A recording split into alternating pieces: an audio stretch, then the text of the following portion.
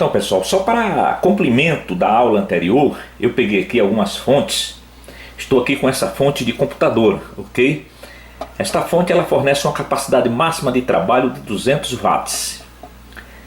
Watts, pessoal, é a capacidade de trabalho de um equipamento. É como se fosse assim, uma pessoa que consegue carregar um saco de cimento no percurso de 1 quilômetro. E outra que no percurso de 1 quilômetro consegue carregar 2 sacos de cimento. Então a pessoa que consegue carregar 2 sacos de cimento no percurso de 1 quilômetro, é claro que ela tem mais força, ok? Ela tem mais capacidade de trabalho do que a outra pessoa que só consegue carregar um saco de cimento no percurso de 1 quilômetro. Pegamos 2 lâmpadas, por exemplo. Uma lâmpada ela fornece 60 watts de potência, a outra 100 watts. Quem tem mais capacidade de trabalho não é de 100 watts, ela não ilumina mais? Então é isso aí. Watts é a capacidade de trabalho de um equipamento, ok? Então percebam aqui, ó, nós temos aqui várias fontes, ok? Nós temos aqui uma fonte de 3,3 volts. Ela fornece uma corrente máxima de 10 amperes, ok? Amperes é a unidade de medida da corrente elétrica, que é representada pela letra A, pessoal. A unidade de medida da corrente elétrica chama-se amperes e é representada pela letra A, ok? Então essa fonte é 3,3 volts. Ela fornece uma corrente máxima de 10 amperes. Esta corrente, essa tensão aqui é mais 5 volts, é um 5 volts positivo, e ela fornece uma corrente máxima de 14 amperes. Essa tensão aqui é mais 12, é 12 positivo, 12 volts positivo. Essa tensão aqui ela fornece uma corrente máxima de 7 amperes. Agora aqui nós temos também as tensões negativas desta fonte. Perceba, tem um sinalzinho de menos. Quando tem sinalzinho de menos, mostra que a fonte é negativa. É uma fonte negativa em relação ao ponto de referência, ok? E aqui é uma ponte positiva em relação ao ponto de referência. Então perceba o seguinte, aqui nós temos menos 5 volts, e essa fonte de menos 5 volts ela tem uma capacidade máxima de 0,5 amperes, ou seja, 500 miliamperes. A de menos 12 volts também, a corrente máxima dela é de 500 miliamperes. E a corrente de 5 volts, essa VSB, a tensão de mais 5 volts VSB, ela fornece 0,8 amperes, ou seja, 800 miliamperes. Então o que nós vamos fazer agora? Nós não estamos vendo aqui quantos watts esta fonte aqui consegue fornecer. Qual a capacidade de trabalho desta fonte aqui, ó? 3,3 por 10 amperes, 5 volts por 14 amperes de corrente, e mais 12 por 7 amperes. Então aqui nós não temos no momento a capacidade de trabalho em watts, nós não temos. Vamos usar a lei de Ohms e vamos achar a capacidade de trabalho de cada fonte dessa, ok? Sendo assim, a gente está assimilando melhor a aula anterior. Então pessoal, agora estou aqui com uma fonte de um notebook HP. Perceba que a capacidade de trabalho desta fonte é 40 watts, ok? E ela fornece uma alimentação de 19,5 volts por uma corrente de 2,05 amperes. Se fizermos os cálculos aqui, ó, nós vamos perceber que não vai chegar aos 40 watts, mas é dessa forma. O projetista vê quanto o circuito vai consumir. Se o circuito for consumir lá 36 watts, aí ele projeta a fonte para 40 watts, ok? Então é isso aí. Daqui a pouquinho estaremos fazendo esses cálculos para que vocês assimilem muito melhor a aula que foi passada anteriormente aí para vocês. Então vamos aos cálculos, pessoal. Aqui está a fonte de 3.3 por uma corrente de 10 amperes. Então nós queremos saber qual a capacidade de trabalho desta fonte.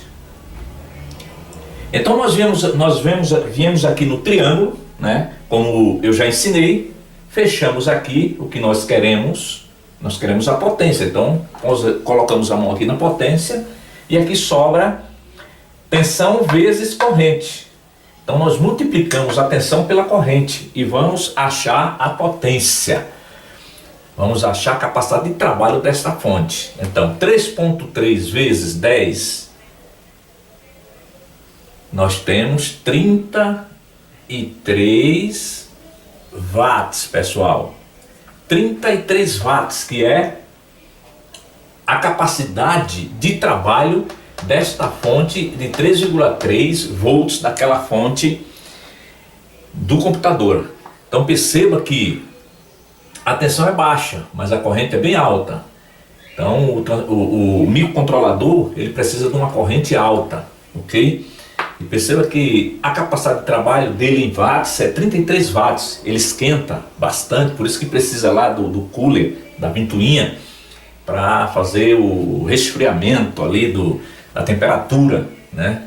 Então 33 watts já é uma temperatura um pouquinho alta. Então dentro de um gabinete, claro que ele vai trabalhando e vai aquecendo, então precisa de uma refrigeração. Por isso que usam o cooler, a ventoinha ali em cima do processador. Então está aqui, ó, 3.3 vezes 10 amperes, nós temos 33 watts, que é a capacidade de trabalho desta fonte, pessoal, de 3.3 volts. Agora vamos à fonte de 5 volts. 5 volts vezes 0.5 amperes, ok? Então nós vamos aqui no triângulo, porque o que nós queremos é saber a capacidade de trabalho, a potência desta fonte. Então nós colocamos a mão aqui, da mesma coisa, a mesma forma que nós fizemos antes, e sobra aqui tensão vezes corrente. Então vamos lá, tensão vezes corrente, 5 volts vezes 0.5 amperes. Então nos dá aqui uma capacidade de trabalho de 2.5 watts, pessoal. Agora vamos achar a capacidade de trabalho desta fonte aqui, ó, de 5 volts por 14 amperes, ok? Segue a mesma forma. Colocamos a mão aqui no T e sobra tensão vezes corrente. Então 5 vezes 14, nós temos aqui 70 watts, pessoal. Ou watts, como queiram, né? Tem gente que fala watts, mas eu sou meio nordestino, eu falo watts. Então está aqui, ó, 70 watts de potência, ok? É uma fonte já com a temperatura um pouco elevada, né? Se ela trabalhar com essa capacidade total, ela esquenta um pouco. Então está aqui 5 volts, 14 amperes, e nós temos a potência desta fonte, a capacidade de trabalho dela é 70 watts. Para as fontes negativas, pessoal, segue a mesma fórmula, não muda nada, ok?